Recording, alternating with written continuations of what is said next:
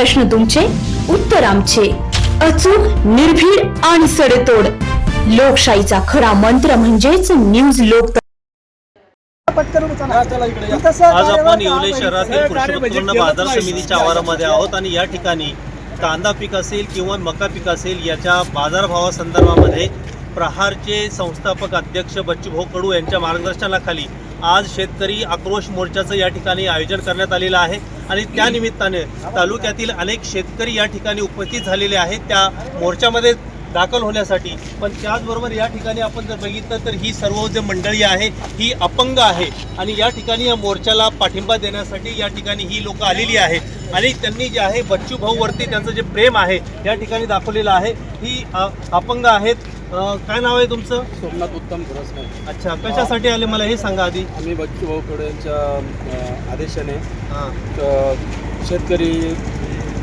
शेतकऱ्यांच्या मुख्य प्रश्न मांडण्याकरता कांद्याला आणि मकाला भाव मिळण्याबाबत व दिव्यांगांना 6,000 पेन्शन मिळाली पाहिजे याच्याबद्दल आम्ही उपस्थित आलो.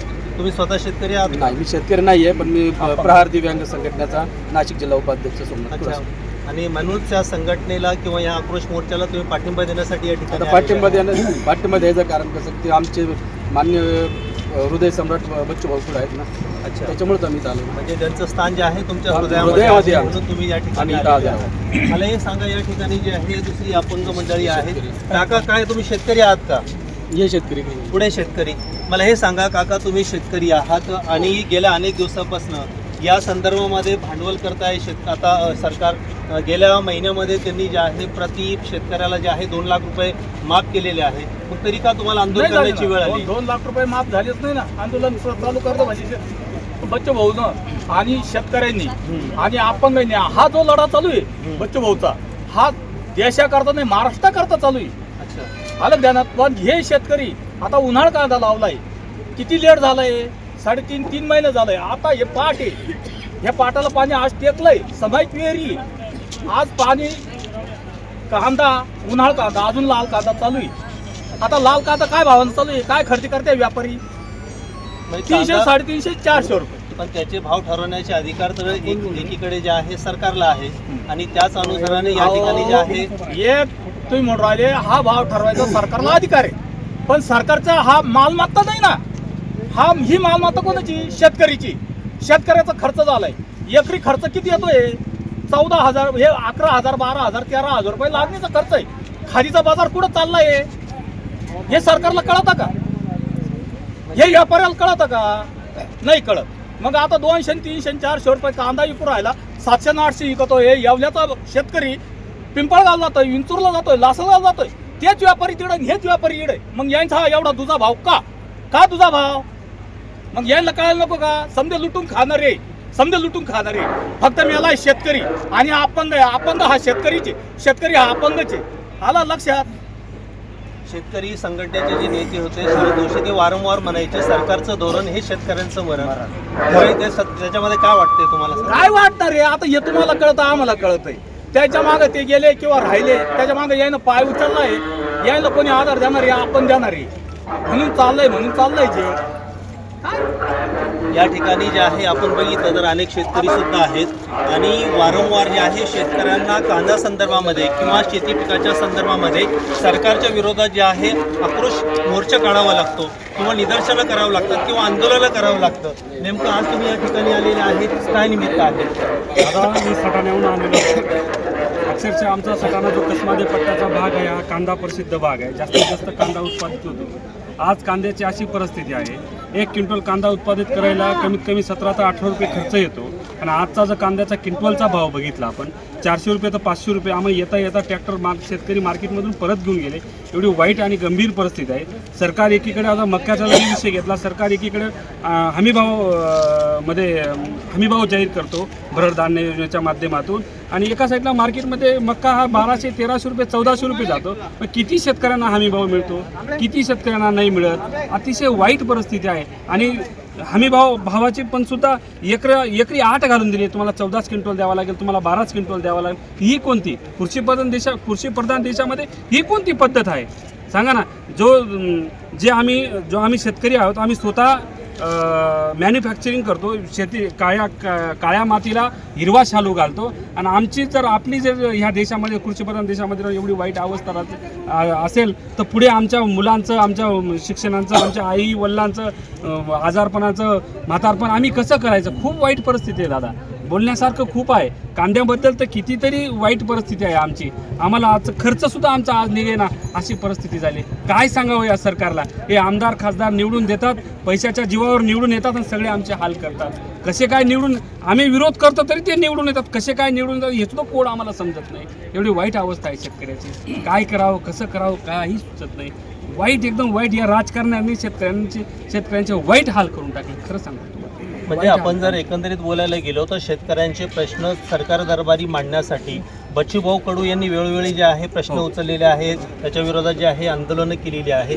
याच्या व्यतिरिक्त आणखी अनेक या ठिकाणी आपण जर बघितलं तर आजच्या मोर्चामध्ये अनेक पक्षांनी या मोर्चाला जो आहे पाठिंबा दिलेला आहे. त्याकडे आपण कसं बघता? काय बघायचं, फक्त तात्पुरतं राजकारण करायचं, राजकारणपुरता तो पाठिंबा द्यायचा. आता एवढी विधानसभेमध्ये आपलं अधिवेशन चालेल, कोण बोललं हो शेतकऱ्यांविषयी? एखादा आमदार बोलला? कोणी म्हणे क्रिकेटचं तिकीट पाहिजे, कोणी म्हणे काय पाहिजे, कोणी म्हणे काय पाहिजे. शेती विषयावर काय बोललं? काय भेटलं शेती विषयावर? शेतकऱ्यांच्या विषयावर कोणी बोलतच नाही. बच्चूभाऊ शिवाय जोपर्यंत बच्चूभाऊ विधानसभे होते एकटा माणूस होता, अख्खं विधानसभा लावून धरायचा. आज कोण बोलतंय? कोणीच बोलत नाही. काही घेणं देणं नाही या सरकारला शेतकऱ्यांची. कोणाचे एक दिवस असा येईल ना साहेब, तुम्हाला सांगतो, एक दिवस शेतकरी या सरकारची वाट लावण्याशिवाय राहणार नाही, ते कुठलेही राजकारणी असू द्या. म्हणजेच या देशामध्ये आपण जर बघितलं तर आमदार असेल, खासदार असेल, शेतकऱ्यांचे प्रश्न मांडण्यासाठी कोणीही तयार नाही आणि अशा प्रकारची तक्रार त्यांनी या ठिकाणी केलेली आहे. मला या सांगा काका, तुम्ही जे आहे वयस्कर आहे, गेल्या अनेक दिवसापासून तुम्ही शेतकरी आहात का? नाही. बोला भाऊ, तुम्ही युवा आहात, या ठिकाणी प्रहार संघटनेचे तुम्ही पदाधिकारी आहात किंवा कार्यकर्ते आहात. काय वाटतं, कशासाठी आले आहात? पाठिंबा फक्त पाठिंबा देऊन जे आहे प्रश्न सॉल्व्ह होईल का तुमचा? काय प्रश्न आहे? मी तर एक शेतकरी नाही, पण मग शेतकरी आज जगाचा पोशिंदा आहे. अच्छा. आज शेतकऱ्यांनी पिकवलं तर बाकीच्यांना खायला भेटेल, आणि जर त्यांच्या मालाला जर बाजार चांगला भेटत नसेल तर ते पिकवण्याचा काही उपयोगच नाही. आज शेतकरी जो कष्ट करतोय, शेतीत राबतोय, पण त्याच्या कष्टाचं फळ त्याला ते प्रॉपर भेटत नाही. ते भेटण्यासाठी आज इथं मोर्चासाठी आहे. म्हणजे मी एक युवक आहे, मी जरी शेतकरी नसलो तरी मात्र शेतकरी जो आहे या देशाचा पोशिंदा आहे आणि त्याला जर त्या उत्पन्नाचा खरा भाव किंवा खरा मोल जर या शासनाने दिला तरच या ठिकाणी हे जग किंवा हा देश चालणार आहे. आणि म्हणून त्यांनी, या युवक आहेत त्यांनी आपली प्रतिक्रिया या ठिकाणी नोंदवलेली आहे. हे जे आहे, दुसरे जे आहे अपंग आहे. मला सांगा भाऊ, काय नेमकं काय कारण आहे, कशासाठी आले तुम्ही? पुऱ्या महाराष्ट्रामध्ये शेतकरी लोकांची अत्यंत दयनीय अवस्था आहे. हे महायुतीचे सरकार आहे ना, फसवी सरकार आहे. हे आश्वासन देतं वेगळं, करतं वेगळं. त्याच्यानंतर कांदा, त्याच्यानंतर सोयाबीन, हे सर्व शेतकरी भाव व्यवस्थित नाही.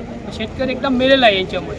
तसंच आमचे दिव्यांग प्रश्न असा आहे, आम्हाला संजय गांधी योजना पुन्हा पार्लमेंटमध्ये गव्हर्नमेंट सांगते, सरकार सांगते की तुमचं वेतन 5 तारखेला एकदम पक्की होणार, नक्की होणार. पण हे सरकार आम्हाला येडत काढते. कधी 20 तारखेला, कधी 12 तारखेला आम्हाला आमचे संस्थापक अध्यक्ष श्री बच्चूभाऊ कडू या शेतकऱ्यांच्या प्रश्नासाठी आम्ही त्यांना सुद्धा पाठिंबा देण्यासाठी आणि आमचे 6,000 रुपयाची मागणी आहे संजय गांधी योजने ती पूर्ण कर आणि सर्व कार्य पूर्ण करण्यासाठी आम्ही त्यांना पाठिंबा देण्यात आलेलो. म्हणजे या ठिकाणी बच्चूभाऊ कडू यांनी उभारलेला जो लढा आहे तो अशाच प्रकारे पुढे ठेवून त्यांच्या ज्या मागण्या आहे, जोपर्यंत मागण्या मान्य होत नाही तोपर्यंत त्यांच्या लढ्यामध्ये आम्ही अशाच प्रकारे या ठिकाणी सामील होणार आहे, अशा प्रकारचा संकल्प त्यांनी या ठिकाणी केलेला आहे. आणि म्हणून कांदा उत्पादक असेल किंवा मका उत्पादक असेल त्या शेतकऱ्यांना हमी भाव भेटला पाहिजे.